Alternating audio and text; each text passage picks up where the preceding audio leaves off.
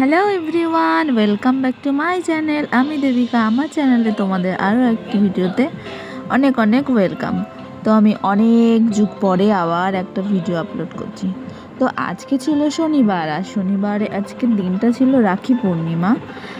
তো সকাল সকাল ঘুম থেকে উঠে আমি এই যে ঘরের কাজ শুরু করে দিয়েছি। তারপরে ব্রাশ ট্রাশ করে আমি সকাল সকাল আজকে স্নান করে নিয়েছি। স্নান করে পুজো দিতে চলে এসেছি। আজকে তো রাখি পূর্ণিমা, তো আজকে ভাইকে রাখি পরাবো, তার জন্যই আজ সকালে আগে স্নান করে পুজোটা সেরে নিচ্ছি। তারপরে সব বাদ বাকি কাজ করে তারপরে আমার ভাইকে রাখি পরানো হবে। শুধু আমি নয়, আমার বাবাটাও আজকে রাখি পরবে ওর দিদির কাছ থেকে। তো চলো দেখতে থাকো আমার ভিডিও।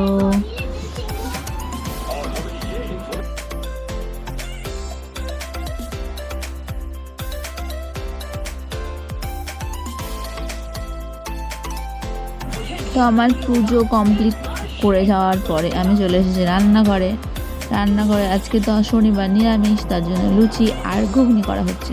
তা আমার ঘুগনি অর্ধেক করা কমপ্লিট, তো হয়েও যাবে এখন, দেখো ম্যাজিকের মতো। তারপর আমি চলে এসেছি লুচি ভাজতে। লুচিটাও ম্যাজিকের মতো ভাজা হয়ে যাবে। বেশ এরকম ভিডিওর মতো যদি ম্যাজিক করে এরকম তাড়াতাড়ি হয়ে যেত, সেরকম তো হয় না। ভিডিওর পেছনে অনেক খাটনি আছে এই ম্যাজিকটা দেখার পেছনে। তো আমার লুচিগুলো ভাজা কমপ্লিট হয়ে যাওয়ার পরে দেখো আমি কি করি, আমি ভুলে গেছি কি করেছি। চলো দেখতে থাকো।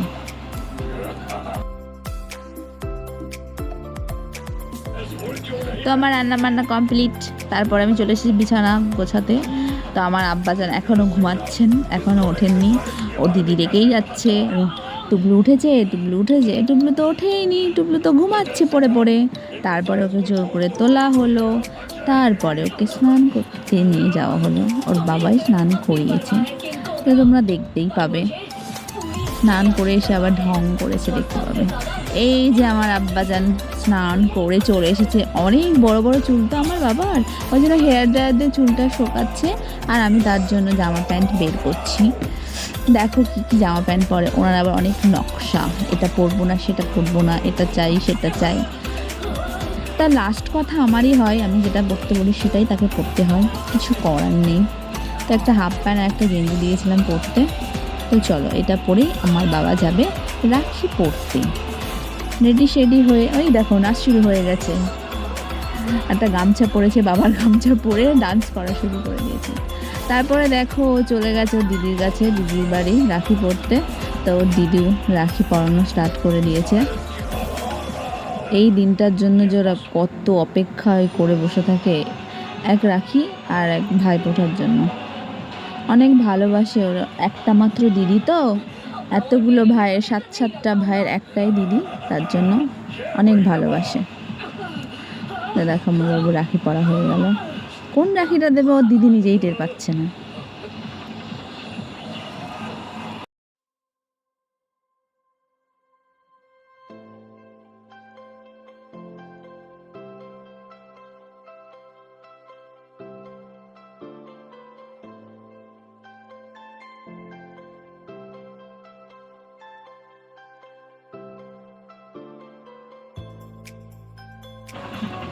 তো আমার বাবানের তো রাখি পরা হয়ে গেছে, তারপর আমার পালা, মানে আমার ভাই আসবে। আমার ভাই তো অনেক ছোট, আমার ভাই এখন আসছে ধীরে ধীরে গুটি গুটি পায়ে, ওর অনেক সময় লেগে যায়। তা আমি রেডি হচ্ছি, উনি আসবেন বলে কখন থেকে বসে আছি, আসছে না। আয় রে ফোন করে, আয় রে করেই যাচ্ছি, তার আর দেখা নেই। যাই হোক তাই হোক করে সে অবশেষে আসবেন, তোমরা দেখতেই পাবে। মুখটা দেখলে বেজার করে বসে থাকবে, আসবে দেখবে এক্ষুনি।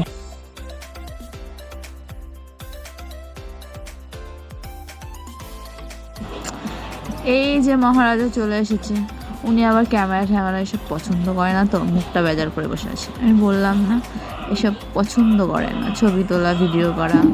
অনেক কষ্টে ফোনটাকে লুকিয়ে রেখেছিলাম, তবুও দেখে ফেলেছে। তারপরে মুখটা ভার হয়ে গেছে, কিছু করার নেই, দিদির আবদার মেটাতেই তো হবে। আজকে রাখি পূর্ণিমা ছিল তো, তাই আর কিছু বলতে পারেনি, মুখ ঝামটাটা দিতে পারেনি। তাই যাই হোক, আমার ভাইয়ের রাখি পরানোটা শেষমেশ কমপ্লিট হলো। তারপরে দেখো আমাকে আবার নমস্কার করবে, আমি তো লজ্জাস পেয়ে গেছি। গো আমাকে নমস্কার করছে, এই দেখো। তারপরে রাখি টাকি পড়ানোর পর আমরা একটু বেরিয়ে গেছিলাম, একটু ঘুরু করতে, মানে একটু ছবি ভিডিও বানাতে, ঢং করতেই বেরিয়ে গেছিলাম বলতে পারো। চলো যাওয়া যাক, একটু ঢং করে আসি। আমরা গেছিলাম বাতানগাছি, এই যে বাতানগাছি রাস্তা। তো আজকের ভিডিওটা এই পর্যন্তই, আবারও দেখা হবে পরবর্তী আর একটা ভিডিওতে। যদি আমার ভিডিও তোমাদের ভালো লেগে থাকে একটা লাইক, কমেন্ট, শেয়ার আর সাবস্ক্রাইব করে দিও। টাটা।